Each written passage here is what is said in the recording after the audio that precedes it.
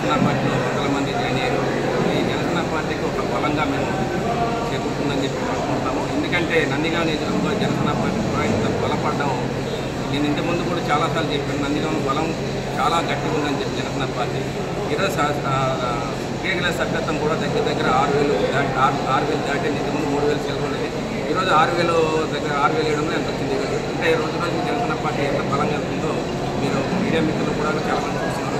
జనాలు కూడా అది కొంతమంది జీర్ణించలేక కొన్ని తప్పు ప్రకారం మనం చేస్తాం. జనసేన పార్టీ అది వాళ్ళకి మంచిది కాదు, మనకి మంచిది కాదు.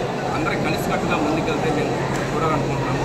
ఏదైనా సరే జనసేన పార్టీ కానీ లేకపోతే ఉమ్మడి ప్రభుత్వం కలిసికట్టుగా పనిచేస్తే రేపొద్దున అభివృద్ధి కూడా మంచిగా ఉంటుంది. గ్రామాలకు కానీ లేకపోతే టౌన్లో కానీ లేకపోతే నియోజకవర్గాల్లో కానీ ఎవరు వాళ్ళు చూసుకుంటే మాత్రం అభివృద్ధి జరగదు, ప్రజలు ఇబ్బంది పడతారు. ఇక నుంచి అయినా సరే ఉమ్మడి ప్రభుత్వం అందరూ కలిసికట్టుగా పనిచేయాలి. జనసేన పార్టీ కార్యకర్తలు కానీ నాయకులు కానీ పలుకులు పోయేటట్టుగా ప్రణాళిక సిద్ధం చేయాలి అని టీడీపీ నాయకులు కానీ బీజేపీ నాయకులు కానీ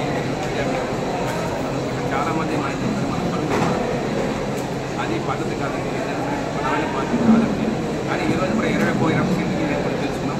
నేను ఎంపీలు గెలుచుకున్నాం. మాది కూడా ఈరోజు బలమైన పార్టీ వైసీపీ లాంటి పార్టీ 150 సీట్లు వచ్చిన 11 సీట్లు పరిమితి అయింది. మనం 2వ స్థానం ఉన్నాయి రాష్ట్రంలో కాదు దేశంలో కూడా మొదటి స్థానం. ఎందుకంటే 100కి 100% గెలిచిన పార్టీ ఏదైనా ఉంటే మా జనసేన పార్టీ. కాబట్టి మీరు కూడా ఆలోచన చేసుకుంటే మనం తీసుకున్నట్టుగా ప్రణాళిక